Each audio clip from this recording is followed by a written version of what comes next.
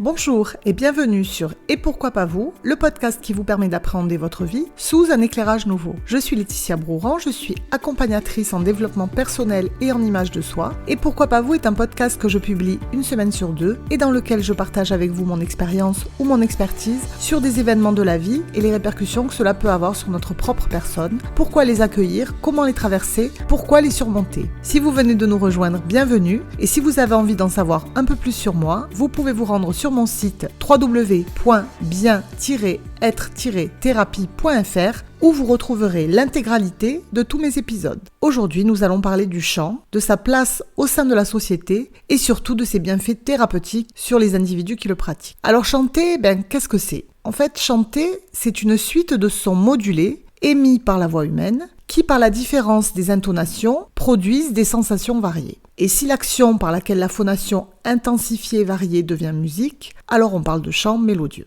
Je suis coach vocal, vous le savez, et j'entends très souvent les personnes que je rencontre ou que j'accompagne me dire « J'aimerais bien chanter, mais c'est impossible pour moi, je ne sais pas chanter, je chante faux ». Bien, la bonne nouvelle, c'est que cette croyance n'est pas vraie. Car si on se réfère à la définition que je viens de vous donner, chanter, c'est poser des mots sur de l'air en utilisant son souffle. Et ça, c'est quelque chose que nous faisons quotidiennement lorsque nous parlons. Donc à moins d'être muet, tout le monde a la capacité de chanter. La différence fondamentale, c'est que aspirer, c'est impossible lorsqu'on chante, alors que c'est possible de le faire quand on parle. Et si on est persuadé de chanter faux, c'est que bien souvent, on se retient. Ou alors on commence à chanter et on s'arrête. Mais c'est l'inverse qu'il faut faire. On ne peut pas aspirer quand on chante. Donc il faut chanter fort, envoyer du son pour pouvoir s'entendre et se corriger en utilisant ses oreilles. En théorie, ça semble simple. Mais pourquoi est-ce que c'est si difficile pour certains d'entre nous de se mettre à chanter, et encore plus devant un public ? Eh bien parce que chanter, c'est aller bien au-delà de simplement poser des sons. C'est se déshabiller, se mettre à nu. Car la voix, c'est le reflet de notre âme.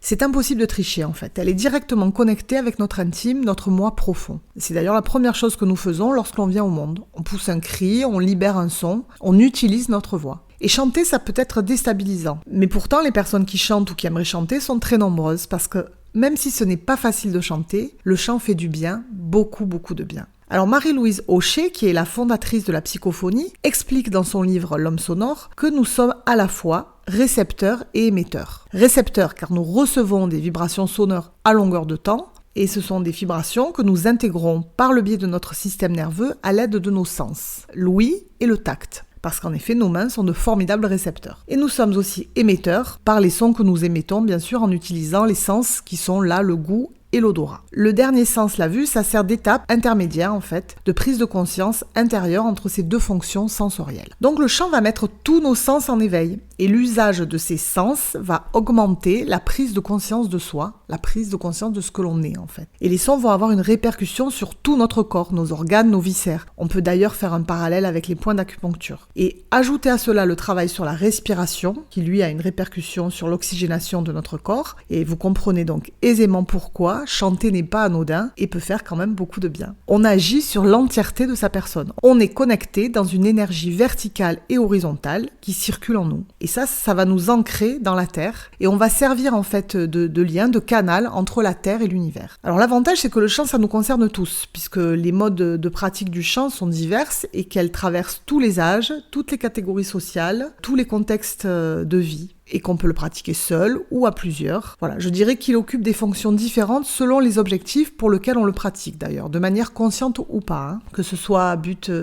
professionnel ou alors simplement pour chanter une berceuse avec ses enfants, chanter à la messe ou alors un karaoké entre potes, voilà. La voix chantée, c'est pas exclusivement lié à une pratique artistique. Ça peut accompagner, ponctuer, soutenir chaque événement de la vie. Il y a 4 catégories principales de fonctions du chant, en fait, dans notre société. La première, c'est une fonction sociale et culturelle, voire même identitaire. L'objet étant d'accompagner les circonstances de la vie par le chant, de se rassembler, de le pratiquer de façon conviviale et spontanée. On en a parlé précédemment, les lieux de culte, les cérémonies, les fêtes, la famille, les colonies de vacances, etc., etc. La deuxième fonction, elle est musicale et artistique. Là, on est dans une visée, une approche différente. L'objet, c'est d'être dans une expression artistique par le chant, la production de créations artistiques originales, se produire en spectacle, en concert. L'idée, c'est de travailler pour obtenir un produit, un objet qu'on va pouvoir présenter. La troisième fonction, on utilise la pratique vocale là comme outil éducatif ou formateur.